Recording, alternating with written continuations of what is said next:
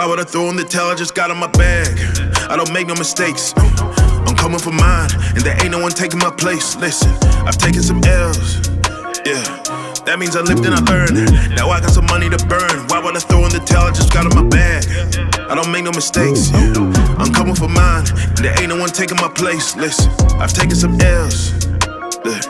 That means I lived and I learned. Now I got some money to burn. Why would I throw in the towel? I just got in my bag. Slow. Hey, what's up, guys? Welcome back to the channel. As you already know, I am Tyreek.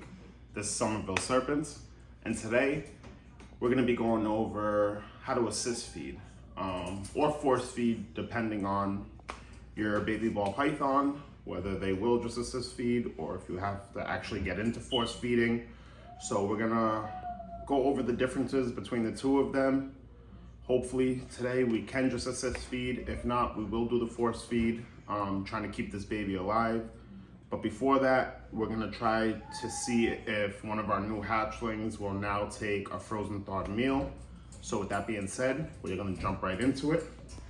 If you take a look over here, I got two little rat pups, or newly birthed, sorry, not hatched, hatched is the snakes, but newly birthed rats before they even like pups or fuzzies or whatever you would consider them, or pinky rats. We're gonna try one, giving it to one of our ball pythons, see if it'll take the frozen thawed. The other one will be used to either assist or force feed. So we're gonna take this guy, I'm gonna take him out. This guy is already spoken for, but the customer asked us if we could please get him on frozen thawed before they bought him. So we're just gonna attempt it. Right. Ooh, nope, that did not work. So that was a defensive strike. Little bite to get it out of his face, but not really looking to eat it. So, and maybe he's scared because the way that I'm holding his container, and he's not in his little dark hide anymore, but we are gonna try to get him to eat the frozen thawed. See if he'll take it.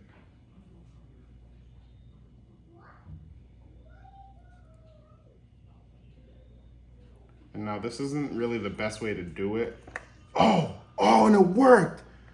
Oh, that's beautiful. Okay, so pastel pied male, a little over a month old. First attempt, he had about 2 mice, little hoppers. Then we switched him to rat pups, now to frozen thawed. Again, like I was saying, not really the best way. You might want to you should just open their tubs. Try to move the rat around like it's alive, you know what I'm saying? Get it up to the right temperature, everything else. But lo and behold, he still took it. So that is great, great, great news. We'll try again next week and the week after, get him eating frozen thawed 2 or 3 times consistently before we actually let him go. But that is a great sign. This boy's a great feeder. And yeah, we're just gonna slide him back in. Let him feel comfortable all over again. We'll check back in a few minutes, make sure he took that meal. And then, next up, we are gonna try to assist feed. If not, we will do the force feed. My little tool here, the back of a pen, if you do have to force feed, but we are gonna try the assist feed first, like I said. So we're gonna come right here, our pastel yellow belly male. Lately kind of been, well, not lately, since he's hatched out, he won't take a meal on his own. Look at this guy, he is beautiful. Look at the coloring. Look at the popcorning underneath, absolutely gorgeous. We've tried mouse hoppers, we've tried rat pups, we've literally tried little baby ASFs, everything he will not take. So for the time being, we are assist feeding. You're just gonna get a hold of him right behind the head, not too hard. You want to give his head enough room to be able to open the jaws, have him relax, just come over, You take the little pinky rat, use the nose, try to separate the jaws. Ooh. So you're gonna use the nose, just try to separate the jaws, get the mouth open, and then as soon as you get the mouth open, you're gonna take the head, and he's fighting it. Yeah, he doesn't like this, but we're gonna take the head. We're gonna just try to shove it in a tiny bit. Like I said, not much pressure behind the head, just enough. And he's wriggling, he does not like this. So just enough to get the head in there. And this is how you would assist feed. Now he's wriggling, he's gonna drop this in a second just because I don't have a real good grip on him. So we're gonna try again.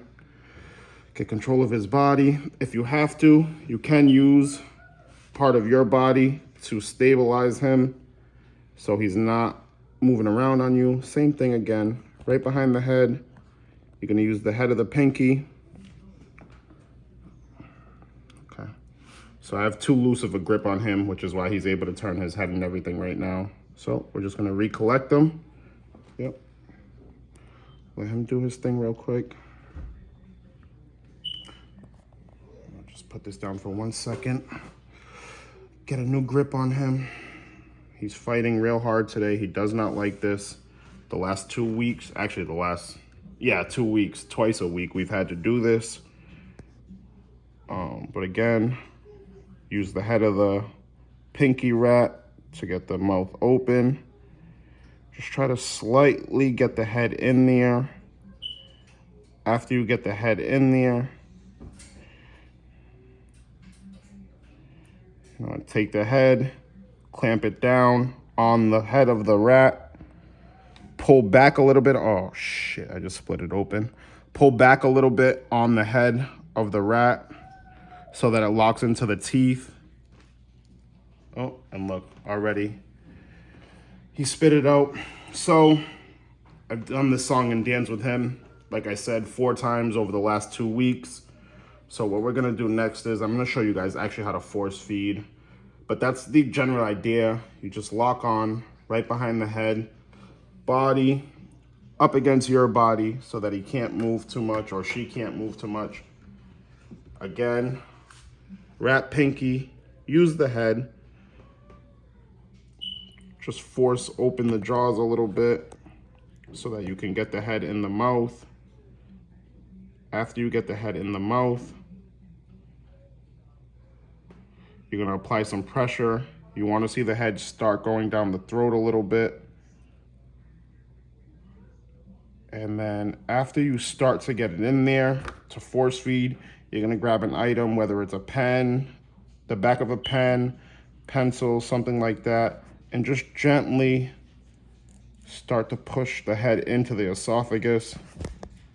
Once, and don't worry, if you do this the correct way, nice and gently, you go little by little, you're not gonna hurt your snake. Like I said, we've had to do this 4 times over the last 2 weeks.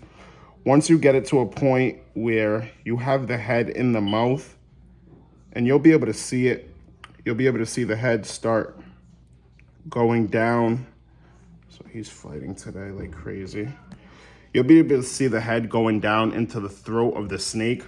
Once you get the head and shoulders past the opening of the mouth, you know you're pretty much good. There's no way that he's gonna get this back up. Now, if you do stress them out too much, they can possibly regurgitate the meal.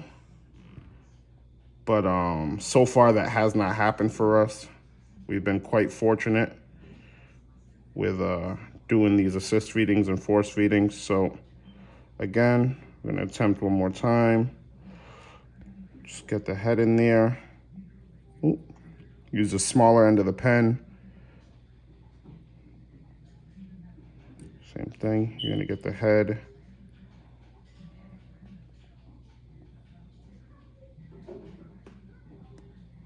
Into the throat. Oh man. All right, I might need a hand. So, Bub, can you come here for a second? Yeah. Thank you. So I'm actually gonna switch real quick. I'm gonna have my son hold the camera. I'm gonna have my wife hold the back end of the snake. And I'm gonna show you guys how to do this. Sometimes you may need a hand. So again, right there, right on the head of the snake, head of the rat pup in the throat. This is not the easiest thing in the world to do, especially with as little experience as we have here. And I don't mean that in like a negative way for us. Everything is gonna be a learning process for you guys. But again, the head is in now, the throat. You can gently start to push the shoulders in. You wanna get it to a point where you know this guy is not gonna be able to spit this back out. So again, head is in, little pressure with the pen. Shoulders are in. Yep. Again, same thing, clamp down on the jaws. All set. This guy should not be able to get this back out now. If you check the underside, you can see, like I was saying, in the throat, it's actually in his throat.